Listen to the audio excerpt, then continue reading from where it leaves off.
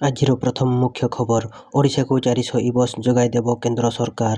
ଖୁବ୍ ଶୀଘ୍ର ରାଜ୍ୟରେ ଆଉ 8 ସହରରେ ଆମ ବସ୍ ସେବା ଆରମ୍ଭ ହେବ ଓ ଏଥିପାଇଁ କେନ୍ଦ୍ର ସରକାର ଓଡ଼ିଶାକୁ 400 ଇ-ବସ୍ ଯୋଗାଇଦେବ। ଗୁରୁବାର ଭୁବନେଶ୍ୱର ଘାଟଗଣସ୍ଥିତ ଆମ ବସ୍ ଡିପୋରେ 40ଟି ଇ-ବସ୍ର ଉଦ୍ଘାଟନ କରିବା ଅବସରରେ ଏନେଇ ସୂଚନା ଦେଇଛନ୍ତି ଗୃହ ଓ ନଗର ଉନ୍ନୟନ ମନ୍ତ୍ରୀ କୃଷ୍ଣଚନ୍ଦ୍ର ମହାପାତ୍ର। ସେହିପରି ବସ୍ ଦୁର୍ଘଟଣା କମାଇବା ପାଇଁ ଅନେକ ପଦକ୍ଷେପ ନିଆଯିବା ସହ ଆମ ବସ୍ ଭିତରେ 2ଟି ସିସିଟିଭି ଲଗାଯାଇଥିବା ମନ୍ତ୍ରୀ କହିଛନ୍ତି। ପରବର୍ତ୍ତୀ ମୁଖ୍ୟ ଖବର, ଏପ୍ରିଲ 15ରେ ଓଡ଼ିଶା ସବୁ ବ୍ଲକରେ ମଶାଲ ଶୋଭାଯାତ୍ରା କରିବ କଂଗ୍ରେସ। ନାରୀ ନିର୍ଯାତନା ପ୍ରସଙ୍ଗରେ ଏପ୍ରିଲ 15ରେ ରାଜ୍ୟର ସବୁ ବ୍ଲକରେ ମଶାଲ ଶୋଭାଯାତ୍ରା କରିବ କଂଗ୍ରେସ। ଏନେଇ ଗୁରୁବାର ପିସିସି ସଭାପତି ଭକ୍ତଚରଣ ଦାସ ସୂଚନା ଦେଇଛନ୍ତି। ସେହିପରି ଏହି ପ୍ରସଙ୍ଗରେ ଯଦି ସରକାର ଗୃହ କମିଟି ନ କଲେ ଆଗାମୀ ଦିନରେ କଂଗ୍ରେସ ଗାଁ ଗାଁ ବୁଲିବ ଓ ଏପ୍ରିଲ 21ରେ ଜିଲ୍ଲାପାଳଙ୍କ ଅଫିସ ଦଳ ଘେରାଉ କରିବ ବୋଲି ସେ କହିଛନ୍ତି। ଏହାସହ ପଦଯାତ୍ରାରେ ସମସ୍ତ ନେତା ସାମିଲ ହେବାକୁ ପିସିସି ସଭାପତି ପରାମର୍ଶ ଦେଇଛନ୍ତି। ପରବର୍ତ୍ତୀ ମୁଖ୍ୟ ଖବର, ମୟୂରଭଞ୍ଜରେ ସ୍କୁଲରୁ ଆସିଲା ରାଗିଂ ଅଭିଯୋଗ। ଛାତ୍ରଙ୍କ ହାତକୁ କାଟିବା ପରେ ଲୁଣ ଲଗାଇ ଦେଲେ ନିର୍ଯାତନା। ମୟୂରଭଞ୍ଜ ଜିଲ୍ଲା ଖୁଣ୍ଟା ଅଞ୍ଚଳର ଏକ ହାଇସ୍କୁଲ ହଷ୍ଟେଲରୁ ରାଗିଂ ଅଭିଯୋଗ ଆସିଛି। ଷଷ୍ଠ ଶ୍ରେଣୀ ଛାତ୍ରଙ୍କ ହାତକୁ ବ୍ଲେଡରେ କାଟିବା ପରେ କ୍ଷତରେ ଲୁଣ ମାରି ନବମ ଶ୍ରେଣୀର ଛାତ୍ରମାନେ ବନ୍ଦ କୋଠରୀରେ ନିର୍ଯାତନା ଦେଇଛନ୍ତି। ସୂଚନା ମୁତାବକ ନବମ ଶ୍ରେଣୀର ଛାତ୍ରମାନେ ହଷ୍ଟେଲରେ ମଦ ପିଉଥିବା ବେଳେ ଷଷ୍ଠ ଶ୍ରେଣୀ ଛାତ୍ର ଜଣକ ଏହା ଦେଖି ପ୍ରଧାନ ଶିକ୍ଷକଙ୍କୁ ଜଣାଇଥିଲେ। ପରେ ନବମ ଶ୍ରେଣୀ ଛାତ୍ରମାନେ ତାଙ୍କୁ ପରଦିନ ଏକ ରୁମ୍ ଭିତରେ ଅଟକାଇବା ସହିତ ତାଙ୍କୁ ଲୁହା ରଡ୍ରେ ମାରିଥିଲେ, ବିଧା ମାରିଥିଲେ, ମାଡ଼ ମାରିଥିଲେ। ତାପରେ ତାଙ୍କୁ ବ୍ଲେଡରେ ହାତ କାଟି ତା କ୍ଷତରେ ଲୁଣ ମାରିଥିଲେ।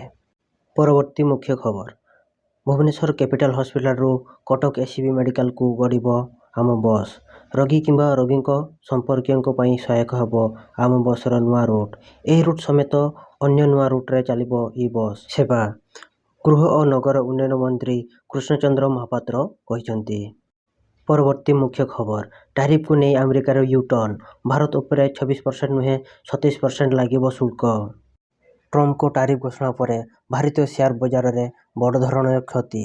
ଆମେରିକା ପକ୍ଷରୁ ଭାରତ ଉପରେ 37% ଶୁଳ୍କ ଲାଗୁ ପରେ ଭାରତୀୟ ସେୟାର ବଜାରରେ ହ୍ରାସ ଦେଖିବାକୁ ମିଳିଛି। ବଜାର ଖୋଲିବା ମାତ୍ରେ ସେନ୍ସେକ୍ସ 450 ପଏଣ୍ଟ ହ୍ରାସ ପାଇବା ସହ ନିଫ୍ଟିରେ ମଧ୍ୟ 180 ପଏଣ୍ଟ ଅଧିକ ହ୍ରାସ ଘଟିଛି। ଏହି ଶୁଳ୍କ ଯୋଗୁଁ ଆଇଟି ଏବଂ ବ୍ୟାଙ୍କିଂ ଷ୍ଟକରେ ବଡ଼ ହ୍ରାସ ପରିଲକ୍ଷିତ ହୋଇଛି। ଟିସିଏସ୍ ଏବଂ ଇନଫୋସିସ୍ ସେୟାରରେ 2%ରୁ ଅଧିକ ହ୍ରାସ ଘଟିଥିବା ଦେଖିବାକୁ ମିଳିଛି। ପରବର୍ତ୍ତୀ ମୁଖ୍ୟ ଖବର, ମହାକାଶ କ୍ଷେତ୍ରରେ ନୂଆ ଇତିହାସ ରଚିବାକୁ ଯାଉଛି Bharat. Group captain Shubhanshu Shukla Axiom mission 4 ଅଧୀନରେ ଇଣ୍ଟରନ୍ୟାସନାଲ ସ୍ପେସ୍ ଷ୍ଟେସନ ଯାତ୍ରା କରିବାର ପ୍ରଥମ ଭାରତୀୟ ହେବାକୁ ଯାଉଛନ୍ତି।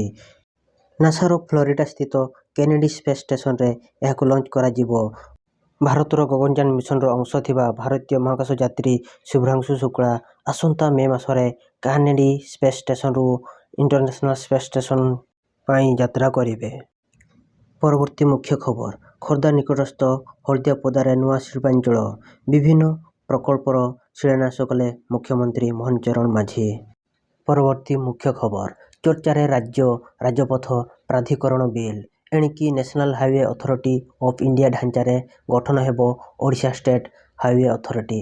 ନିର୍ମାଣ ହେବ 15,000 କିଲୋମିଟର ବିଶ୍ୱସ୍ତରୀୟ ରାସ୍ତା। Odisha state highway authority bill 2025 ବିଧାନସଭାରେ ପାରିତ ହୋଇଛି। ଧାର୍ଯ୍ୟ ସମୟରେ ନିର୍ମାଣ କାମ ସରିବା ଉପରେ ଗୁରୁତ୍ୱ ଦିଆଯାଇଛି। ପରବର୍ତ୍ତୀ ମୁଖ୍ୟ ଖବର, ଫେରିବ ସିନେଟ ବ୍ୟବସ୍ଥା, ପୂରଣ ହେବ ସବୁ ପଦବୀ।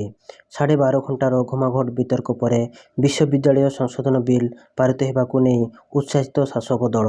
ଶିକ୍ଷାମନ୍ତ୍ରୀ କହିଛନ୍ତି, ବିଶ୍ୱବିଦ୍ୟାଳୟଗୁଡ଼ିକର ପଦପଦବୀ ପୂରଣ ପାଇଁ ବିଲ୍ ପାରିତ ହେବା ଜରୁରୀ ଥିଲା। ପରବର୍ତ୍ତୀ ମୁଖ୍ୟ ଖବର, ସିଏଜି ରିପୋର୍ଟ କହୁଛି ବିକଶିତ ହେଉଛି ରାଜ୍ୟ, ହେଲେ ବଢ଼ୁଛି ବଜେଟର ପରିମାଣ।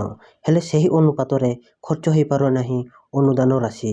ବର୍ଷ ବର୍ଷ ଧରି କାହିଁକି ଏପରି ହେଉଛି ତାହାକୁ ନେଇ ଉଠିଛି ପ୍ରଶ୍ନ। ସରକାର ପରେ ସରକାର ବଦଳୁଥିଲେ ବି ବଜେଟ୍ ଅର୍ଥ ସମ୍ପୂର୍ଣ୍ଣ ଖର୍ଚ୍ଚ ନ ହେବା ସରକାରଙ୍କ କାର୍ଯ୍ୟକାରିତା ଉପରେ ଆଙ୍ଗୁଳି ଉଠାଉଛି। ପରବର୍ତ୍ତୀ ମୁଖ୍ୟ ଖବର, ଭାରତର 4,000 କିଲୋମିଟର ଜମି ଉପରେ କବ୍ଜା କରିଛି ଚୀନ। ବିରୋଧୀ ଦଳ ନେତା ରାହୁଲ ଗାନ୍ଧୀ କହିଛନ୍ତି। ଲୋକସଭାରେ ବିରୋଧୀ ଦଳ ନେତା ରାହୁଲ ଗାନ୍ଧୀ କହିଛନ୍ତି ଯେ ସୀମାବର୍ତ୍ତୀ ଅଞ୍ଚଳରେ ଚୀନ 4,000 କିଲୋମିଟର ଭାରତୀୟ ଜମି ଦଖଲ କରିଛି ଓ ଏହାକୁ ଫେରାଇ ଅଣାଯିବା ଉଚିତ। ସେ କହିଛନ୍ତି, ମୁଁ ଜାଣିବାକୁ ପାଇଛି ଯେ ପ୍ରଧାନମନ୍ତ୍ରୀ ନରେନ୍ଦ୍ର ମୋଦି ଓ ରାଷ୍ଟ୍ରପତି ଦ୍ରୌପଦୀ ମୁର୍ମୁ ଚୀନକୁ ଚିଠି ଲେଖିଛନ୍ତି। ଏହା ଆମକୁ ଚୀନ ରାଷ୍ଟ୍ରଦୂତରୁ ଜାଣିବାକୁ ମିଳିଛି। ସେହିପରି ଆମେରିକା ଲଗାଇଥିବା ଟାରିଫ୍ ପ୍ରସଙ୍ଗ ମଧ୍ୟ ସେ ଲୋକସଭାରେ ଉଠାଇଛନ୍ତି। ପରବର୍ତ୍ତୀ ମୁଖ୍ୟ ଖବର, ଆଇପିଏଲ୍ 2025ର ସବୁଠାରୁ ବଡ଼ ବିଜୟ ହାସଲ କଲା କେକେଆର୍।